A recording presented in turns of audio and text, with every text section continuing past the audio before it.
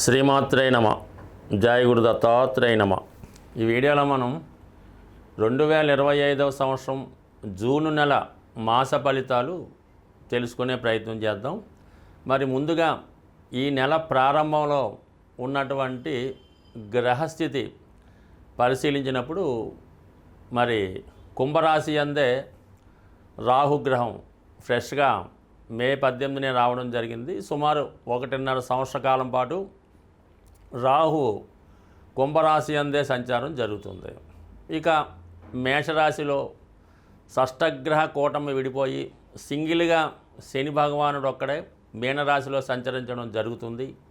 ఇంకా 2.5 సంవత్సరాల పాటు అదే రాశిలో అటు ఇటుగా వక్రించినప్పటికీ అదే రాశిలో సంచరించడం జరుగుతూ ఉంటుంది.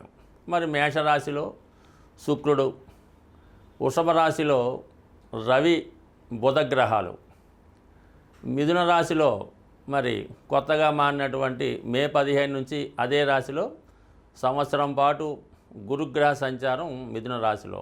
ఇక కర్కాటక రాశిలో ఈ నెల ప్రారంభంలో కుజుడు జూన్ 6వ తారీఖు వరకు సంచరిస్తూ జూన్ 6 తర్వాత సింహరాశిలోకి ప్రవేశించడం జరుగుతుంది.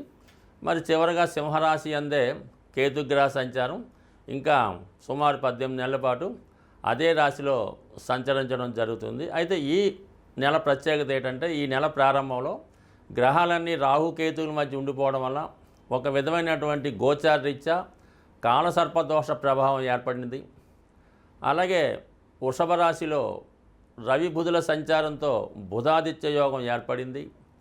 కర్కాటక రాశిలో కుజ చంద్రుల ప్రవాహంతో చంద్రమంగళ యోగం ఏర్పడడం జరిగింది. ఈ 3 యోగాలు కూడా ఎంతో కొంత వివిధ రాశుల వారి మీద ఎక్కువ ప్రభావాన్ని చూపడం జరుగుతుంది. మేషరాశి వారికి 2025వ సంవత్సరం జూన్ నెల మాస ఫలితాలు తెలుసుకునే ప్రయత్నం చేద్దాం. మరి నిజంగా ఈ రాశి వారికి ఈ వార ప్రారంభం ఒక అదృష్టంగానే భావించవచ్చు. రాశి అందే శుక్రగమన సంచారం. ఏదైనా ఒక రాశిలో శుభగ్రహం సంచరిస్తున్నప్పుడు ఆ రాశి వారికి శుభ ఫలితాలు రావడం జరుగుతూ ఉంటుంది. మరి శుక్రుడు రాశి యందు ఉండడం వలన ముఖ్యంగా ఈ రాశిలో ఉన్నటువంటి వారికి చాలా సంతోషకరమైనటువంటి వాతావరణం ఏర్పడుతుంది. మీ యొక్క జీవన విధానంలోనూ మీరు ధరించే వస్త్రాలు నగల విషయంలో చాలా మోడర్న్గా ఇంప్రూవ్మెంట్గా చాలా ఆకర్షణీయంగా కనబడడం జరుగుతుంటుంది. ఇది ముఖ్యంగా ఈ రాశిలో ఉన్నటువంటి స్త్రీలకి విశేషమైనటువంటి అలంకరణ వస్తువులు ప్రాప్తిస్తాయి. అలాగే వివాహానికి అనుకూలంగా ఉన్నవారు అంటే వివాహ టైం నడుస్తున్న వారికి ఈ సమయంలో మీకు ఏదైనా పెళ్లి చూపులు లాంటివి ఏర్పాటు చేసినా కంపల్సరిగా అవతల వారికి నచ్చి మీకు ఎంబటనే వివాహం కుదరడం కూడా జరుగుతుంది. మొత్తం మీద శుక్రుడు మీకు ఏదో ఒక శుభవార్త ఈ నెలలో రావడం జరుగుతుంటుంది. ముఖ్యంగా శుక్రుడు వివాహకారకుడు, సప్తమాధిపతిగా రాశి అందే సంచారం వల్ల భార్యాభర్తల మధ్య అనురాగం పెరుగుతుంది. కొత్త వారితో పరిచయాలు ఏర్పడతాయి. జీవితం ఏదో ఒక సంతోషకరమైనటువంటి వార్త వినడం, విహారయాత్రలు వినోదయాత్రలు కంపల్సరీగా పాల్గొనడం జరుగుతుంటుంది. వ్యక్తిగతంగా మీకు వివాహం జరగడం కానీ లేదా మీ కుటుంబంలో ఒకరికి లేదా మీరు ఏదో ఒక వివాహ కార్యక్రమంలో ఈ జూన్ నెలలో కంపల్సరీగా పాల్గొనడం జరుగుతూ ఉంటుంది. ఇక ముఖ్యంగా ధనస్థానంలో ఏర్పడినటువంటి బుధాదిత్య యోగం ఇది విద్యార్థులకి చాలా అనుకూలమైనటువంటి పరిస్థితి ఏర్పడుతుంది. మీరు ఒక ఇంటర్వ్యూకి వెళ్ళినా ఒక కాలేజీలో సీటు కొరకు వెళ్ళినా 100% మంచి కాలేజీలో సీట్ లభిస్తుంది. మీ వాక్కుకి మీ వాటకి విలువ పెరుగుతుంది. ప్రభుత్వ సహకారం పెరుగుతుంది. మీ కుటుంబంలో ఒకరికి ప్రభుత్వ ఉద్యోగం రావడం కానీ ప్రభుత్వం ద్వారా ఏదైనా పదవి రావడం కానీ జరుగుతుంది. విద్యార్థులకి ఏదైనా స్కాలర్షిప్ లాంటిది కావాల్సి ఉంటే ఈ సమయంలో మీకు ఏదైనా స్కాలర్షిప్ లాంటిది రావడం జరుగుతూ ఉంటుంది. అయితే చిన్న చిన్న సంఘర్షణలు, ఆర్థికపరమైన విషయాల్లో కుటుంబ సభ్యుల మధ్య మనస్పర్ధలు కొంతవరకు ఏర్పడే అవకాశం ఉంది. బట్ ఏదైనా చిన్న చిన్న సమస్యలను పెద్దదిగా చేసుకోకుండా సామరస్యంగా పరిష్కరించుకుంటే మంచిది. తృతీయంలో గురువు మరి ఈ నెల నుంచే అంటే మనకి మే 15న మారిన గురువు 3వ స్థానంలో మీకు మంచి సలహాదారునిగా మంచి అందరికీ మంచి సలహా ఇచ్చే వ్యక్తిగా పేరు రావడం జరుగుతుంటుంది. మీరు కూడా ఇతరుల సలహాలు విని ఆ విధంగా పాల్గొనడం జరుగుతుంటుంది. అంటే 3లో ఉన్నటువంటి గురువు 3, 7, 11 స్థానాలను యాక్టివేట్ చేయడం జరుగుతుంది. ఇది ఒక విధంగా వివాహానికి చాలా అనుకూలించే అవకాశం ఉంది. ఎందుకంటే మేషరాశి వారికి రాశిలో శుక్రుడు, అలాగే గురువు సప్తమ స్థానాన్ని చూడడం, శుక్రుడు సప్తమాన్ని చూడడం, ఇవన్నీ కూడా పెళ్లి సంబంధించినటువంటి పెళ్లి చూపులు, పెళ్లికి సంబంధించిన మాటలు, ఈ పెళ్లి కళ్యాణ మండపాలు అవన్నీ బుక్ చేసుకోవడం, వివాహం తర్వాత జరిగే కార్యక్రమాలన్నిటి కూడా గురువు కంపల్సరీగా సహకరించడం జరుగుతుంది. ముఖ్యంగా 9వ స్థానాన్ని గురువు వీక్షించడం వలన దూర ప్రాంత ప్రయాణాలు, పుణ్యక్షేత్రాలు దర్శిద్దామని అభిలాష ఉన్నవారికి కంపల్సరీగా మీ యొక్క ఆశయం నెరవేరుతుంది. మీరు స్వయంగా మీ యొక్క సంతానాన్ని కలుసుకోవడం కానీ, లేదంటే మీ పిల్లలు పెద్దవాడిని కలుసుకోవడానికి కానీ, మొత్తం మీద కంపల్సరీగా ఈ సమయంలో ఒక దూర ప్రాంత ప్రయాణాలు చేయడం జరుగుతుంటుంది. ఇక మనం చివరగా రాస్యాధిపతి కుజుడు ప్రస్తుతం చతుర్థ స్థానంలో సంచరిస్తూ కేవలం 5 రోజులు మాత్రమే ఏర్పడినటువంటి ఈ చంద్రమంగళ యోగ ప్రభావం వల్ల మీరు ఏదైనా ఒక స్థిరాస్తి అమ్మే ప్రయత్నం 100% నెరవేరే అవకాశం ఉంది. ఈ సందర్భంలో మీరు కుటుంబ సమేతంగా ఏదైనా పుణ్యక్షేత్రం దర్శించడం కానీ, కొత్త గృహంలోకి మారడం కానీ, లేదంటే మొత్తం కుటుంబం అంతా కూడా మైగ్రేట్ అయి వేరే ప్రాంతానికి మారడానికి జరుగుతుంది. అంటే స్థల మార్పు, అలాగే గృహ మార్పు లాంటివి జరిగే అవకాశం ఉంది. కంపల్సరీగా ఒక చోట ఉన్నటువంటి స్థిరాస్తి అమ్మి వేరే చోట కొనడానికి కూడా ఇది చాలా వరకు అవకాశం ఉంది. ఈ సమయంలో మీరు ఏదైనా కొత్తగా వ్యాపారం ప్రారంభించడానికి కూడా ఈ చంద్రమంగళ యోగం మీకు సహకరించే అవకాశం ఉంది. అయితే జూన్ 6వ తారీఖు తర్వాత కుజుడు సింహరాశిలోకి ప్రవేశిస్తాడు. ఇది ఒక విధంగా 5వ స్థానంలోకి ప్రవేశించడం అన్నది మీలో ఉన్నటువంటి విద్వత్తుకి, మీలో ఉన్నటువంటి టాలెంట్కి తగిన గుర్తింపు రావడం జరుగుతూ ఉంటుంది.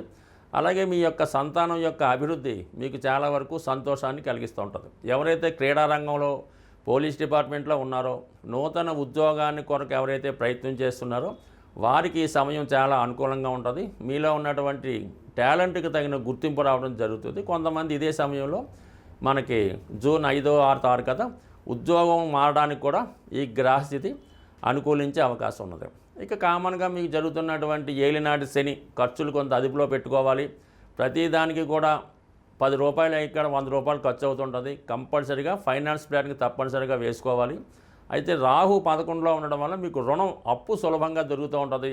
అడిగిన వెంటనే మిత్రులు కానీ, బంధువులు కానీ ధన సహాయం చేయడానికి రెడీగా ఉంటారు. అయితే వస్తుంది కదా అని అప్పు చేస్తే మాత్రం అది తర్వాత తీర్చడం కష్టమవుతుంది. అన్ని సమస్యలకి మూలం ధనం. అందుకే ధనం మూలం మిథం జగత్ అన్నారు. ధనం ఖర్చు పెట్టడం అన్నది చాలా సులభం, సంపాదించడం అన్నది చాలా కష్టం. అయితే ఈ ధనం సంపాదించడానికి ఒక సులువైనటువంటి మార్గాన్ని తెలియజేయడం జరుగుతూ ఉంటుంది. అది మీకు ఈ నెల ఫలితాల్లో ఈ అద్భుతమైనటువంటి ధనయోగాన్ని కలిగించే రెమెడీ మీకు చెప్పడం జరుగుతూ ఉంటుంది. ఇది కొంతవరకు మీరు చేయవలసిందల్లా ధనానికి అధిదేవత అయినటువంటి లక్ష్మీ అమ్మవారికి ఇష్టమైనటువంటి రోజు శుక్రవారం. ఈ శుక్రవారం రోజు మీరు ఏం చేయాలంటే ఒక మట్టితో తయారు చేసినటువంటి ఒక జాడీ అనొచ్చు, డబ్బులు దాచుకునే డిబ్బీ కూడా అనొచ్చు. పూర్వకాలం మట్టితోనే తయారు చేస్తూ ఉండేవి ధనం దాచుకునేవి. అందుకని ఈరోజు కూడా పాత ఇళ్ళై పడగొట్టినప్పుడు తవ్వినప్పుడు దొరుకుతూ ఉంటాయి కొంతమందికి. అటువంటి మట్టితో తయారు చేసినటువంటి డిబ్బీ ఒకటి తీసుకోండి శుక్రవారం రోజు. దాన్ని శుభ్రంగా మంచినీళ్ళతో శుభ్రం కడిగేసి పసుపుతో దాన్ని రాసి ఒక మూల పెట్టుకొని ప్రతి శుక్రవారం కూడా 6వ సంఖ్య వచ్చేలాగా ధనం అందులో వేయాలి. 6 రూపాయల, 60 రూపాయల, 600, మీకు ఇంకా ఓపుకుంటే 6000 అన్నది ప్రతి శుక్రవారం అందులో డ్రాప్ చేయవలసి ఉంటుంది. అందులో వేయాలన్నమాట. పక్కన పెట్టాలి. అది దేవుని దగ్గర పెట్టడం, నమస్కారం పెట్టడం. అయితే ఈ శుక్రవారం రోజు మిగతా డబ్బులు మీరేమీ కూడా ఖర్చు పెట్టకూడదు. ఇందులో వేసిన 6 రూపాయలు మాత్రమే అందులో వేయాలి. మిగతాదంతా కూడా ఆ రోజు ఏ ఒక్క రూపాయి కూడా మీ ఇంటి నుంచి బయటికి వెళ్ళకూడదు. అలాగని ఫోన్పేలు, గూగుల్ పేలు చేయకూడదు. ఆ నియమం మీరు పాటించి ఈ శుక్రవారం మనీ వెళ్లకుండా ఉంటూ ప్రతి శుక్రవారం వీలైతే ఇంక పెంచుకుంటూ వెళ్ళిపోండి. దాని తర్వాత ఒక సంవత్సరానికో ఎంతో దాన్ని ఓపెన్ చేసి దాంతో ఏదన్నా ఈ వరలక్ష్మి వ్రతంకి ఎప్పుడైనా తీసుకోవచ్చు. గోల్డ్ ఏదైనా కొని అది అమ్మవారి పూజకి ఉపయోగపడేలాగా ఇది బంగారు పుష్పాలు, ఓ బంగారం కిరీటమో, లేదంటే బంగారంతో చేసినటువంటిది ఏదైనా ప్లేటు ప్రసాదం పెట్టడానికో గ్లాసో కొని అమ్మవారి దగ్గరే పెడతా ఉండండి. ఇలా మీరు చేసుకుంటూ పోతే మీరు ₹6 సేవింగ్ మొదలెడితే అది మీరు వారానికి 6 లక్షల దాకా తీసుకెళ్ళినా కూడా మీరు ఆశ్చర్యపడక్కర్లేదు, అవుతుంది. దాంతో మీరు చేయవలసిందల్లా ఈ గోల్డ్ కొని ఇది అమ్మవారికి ఏదో వస్తువు కొని పెట్టడం.